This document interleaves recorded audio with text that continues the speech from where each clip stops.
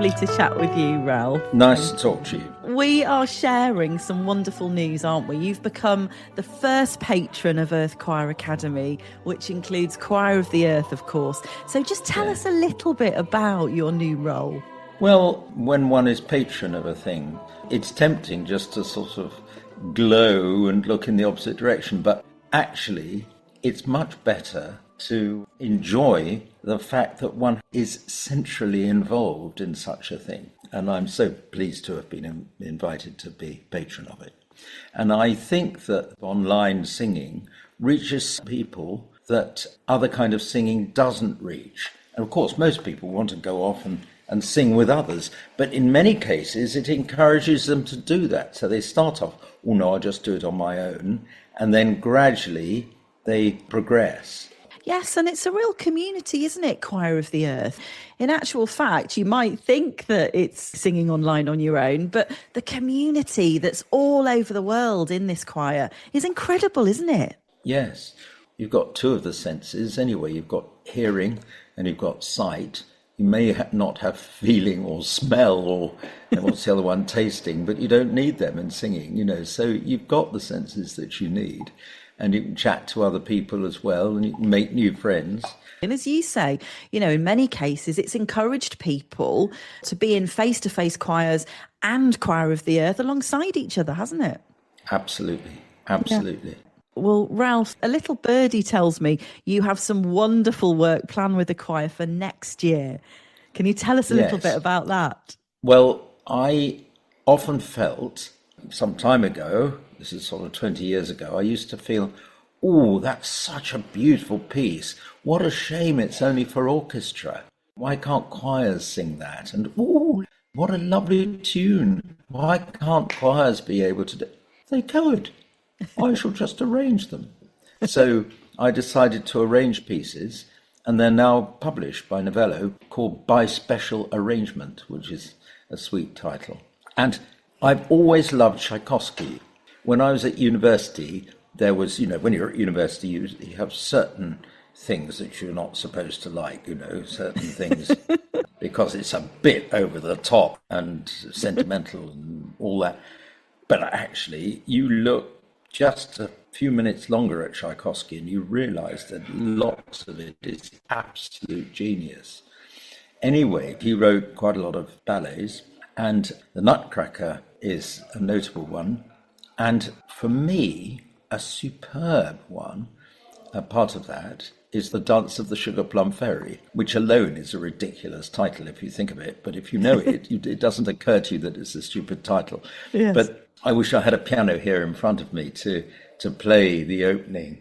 But it is over a pedal, a constant note at the beginning as it starts, and some complex, beautiful harmonies against that held pedal. And then he just has some superb harmony anyway.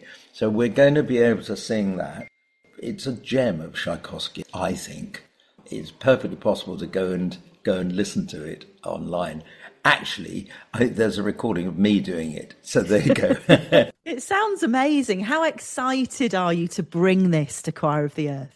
Oh, I'm very excited because it's not often one gets a chance to perform it, because I do so much church music. It's not church music, so I can't include it as an anthem.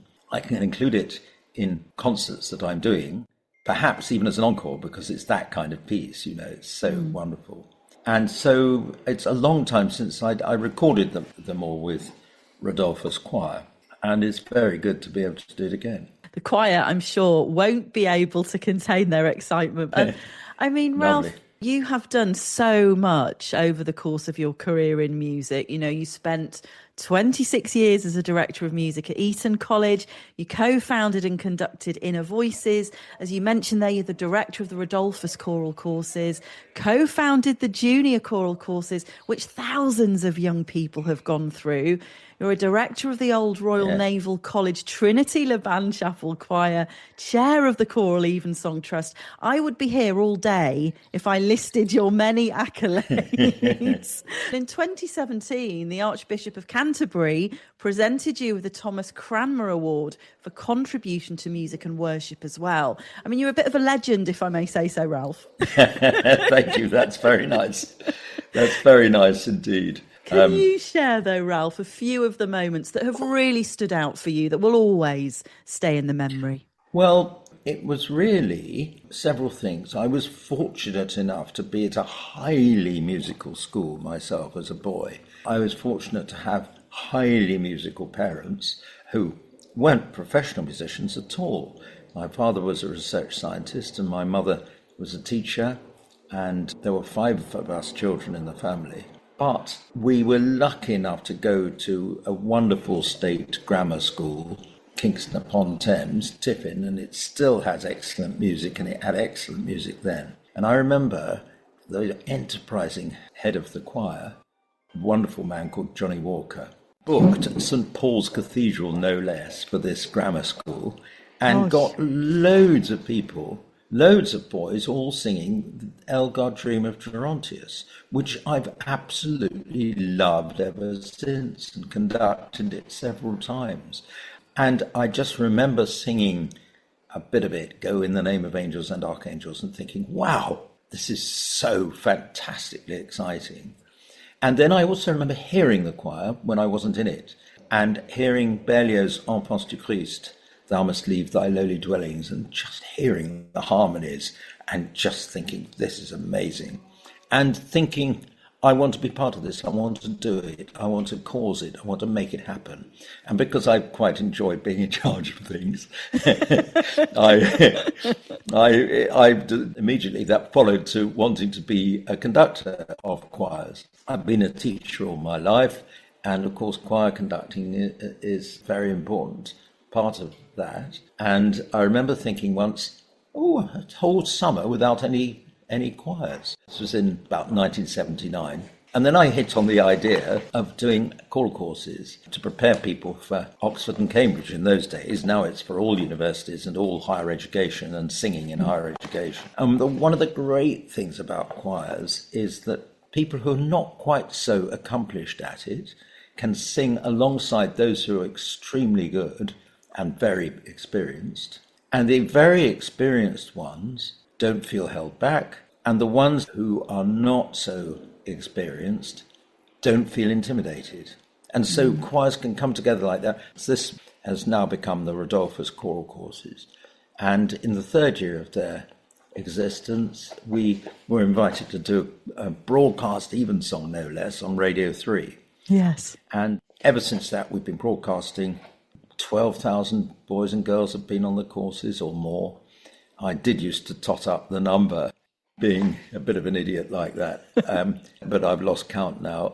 But it started entirely for the selfish reason that I wanted to do some conducting during the summer. I was under 30 then, and if nobody has the good sense to invite me to conduct their choir, I'll just have to start one. And so I started one, and then it all went from there. Yes, I mean, it's incredible, Ralph. You've conducted choirs for over 40 broadcasts for BBC Radio 3, haven't you? Is that it? 40? Yes, right, over 40. Yeah. I mean, how inspiring has that been for you, and how much have you enjoyed those experiences? Well, the enjoyment of them is partly knowing that so many people that you're conducting are excited by it. So when you're singing for a radio broadcast, it's exciting in itself because of the number of people who will be listening to it. I'm doing one in about 6 weeks' time at the Old Royal Naval College Chapel in Greenwich, where I run the singing, and it'll be going out on the 1st of November, and that's my next one. And then we're doing one at Christmas with Rodolphus again. And I think it's superb of the BBC to do these things. And I do think that evensong is the best service of the Church of England, partly because you don't go in at the back of the church and think, I've come in during the service and run away. You come in and you think, this is rather nice. Can I just sit here and listen? You can just sit there and listen. You don't have to do anything. But if there's a hymn and you want to join in, stand up and open your mouth and make funny noises, and with any luck, they'll become the tune of the hymn, and and you can join in. But it's a wonderful invention. Evensong.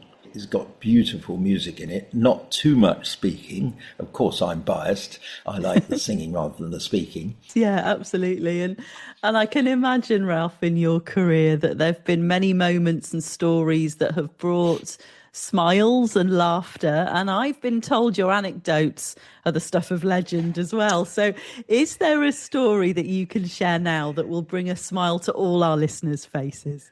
Well, the funniest things that happen are when things go wrong in services. So because a service, and it shouldn't be funny at all, of course, but services are serious things, and, church services. So therefore, those who are familiar with them and take part in them regularly can't help but start chortling when something goes wrong. And the first time I remember not being able to sing because I was laughing so much, it was a long time ago when I was a choral scholar in Durham. And so they just put the equipment in for microphones, and it was pretty packed. It was the Eucharist in the morning. It was the communion service in the morning on a Sunday. And the poor presenter was standing there ready to sing the beginning of the Gloria, right, which goes, "Glory be to God on high." And the organist gave him a note, da, instead of da, gave him da. And instead of going, "Glory be to God," he went, "Glory be to God on, oh dear." And he said, "Oh dear," out loud like that. But what he didn't realise was, because it was the first time he'd used microphones, that everybody in the whole cathedral, Durham Cathedral, could hear him saying, "Oh dear," because he'd messed it up. So I'm afraid we were helpless with laughter. And the baritone, great baritone, who'd been in the choir for years and years, took over and sang it, not down low where it should have been, but "Glory be to God on high," with the choir accompaniment, and none of us could sing because we were just helpless with laughter. In a way, I'm not proud of it, and yet I'm sort of pleased it happened because it was so funny at the time. And, absolutely. There are quite a lot of, I've got great lists of these stories because they're so wonderful.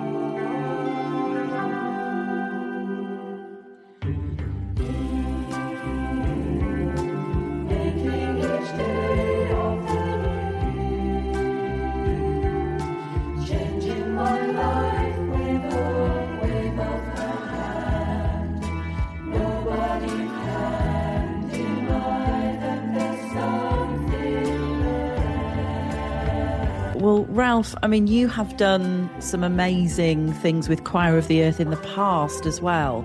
The course of ABBA song choral arrangements. There was a course of arrangements of songs by the Beatles. You taught a course of hymns for a really cool concert, all things bright and virtual, which featured organs and organists, didn't it? From cathedrals around the UK, people like Stephen Fry and Alexander Armstrong, Wyn Evans and Katherine Jenkins, talking about choral singing. And of course, your Evensong course as well, which we know is very close to your heart. For you, Ralph, what have been some of the most memorable highlights with Choir of the Earth so far?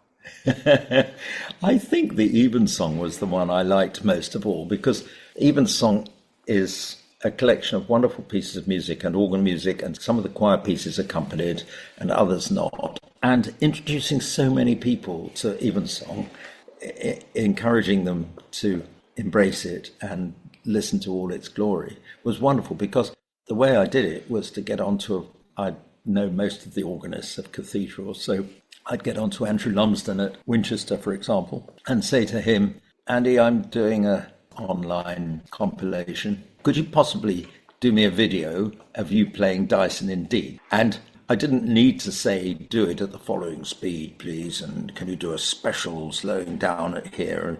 I knew he'd do it as I like it. That's all I needed to say. He said, "Yes, of course, I'll get it all set up."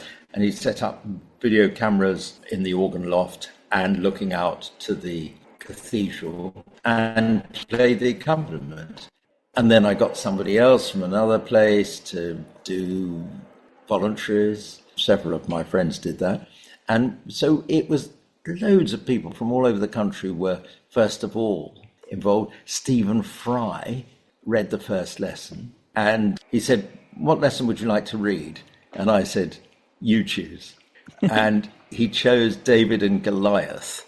And I just remember Stephen Fry's last words of that.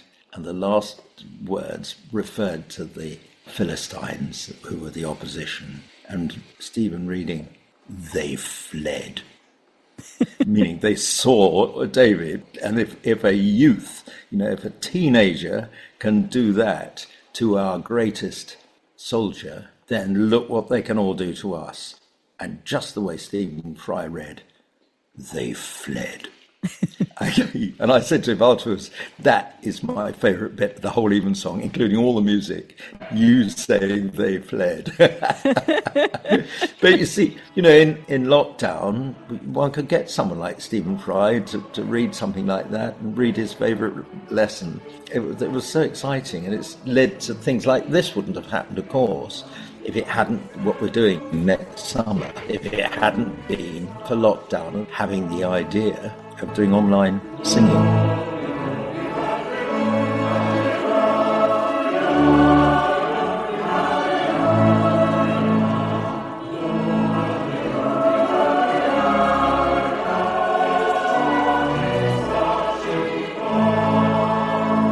Sort of goes full circle in a way, doesn't it, to what we were saying before about bringing people together. And that's what this is all about, isn't it? Bringing us all together. Absolutely. From all across the world. Yeah, it is. And that's a wonderful thing too. Yeah, indeed. Well, finally, Ralph, you're becoming the first patron of Earth Choir Academy. And we've touched on it, but ultimately, what do you think it is that makes Choir of the Earth so special?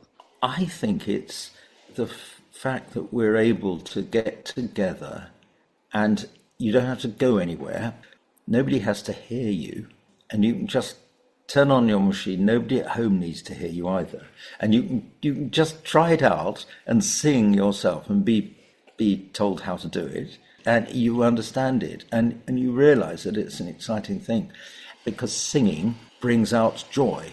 It's well known that joy just keeps us going, and singing is one of the things that really helps you stay alive in the best sense, and also with people who are busy at work and all that and think, oh, well, I haven't got the time to go to choir and all that business of listening to notices and then helping make the refreshments, and all of which is actually good, don't get me wrong. But some people might not want to do that. They can just go to their computer and think, it's that time. Let's try. I'll just join in this. Yes. So it's a lovely thing to do. And I'm so pleased to have been invited to be patron of it. Oh, well, Ralph, you mentioned joy, and it has been such a joy chatting with you. It really, really has. Thank you so much for your time, and all the very best with your new role as the very first patron of Earth Choir Academy. Cannot wait to see where it all takes us. Lovely. Thank you very much indeed, Jenna. What a joy, what a life,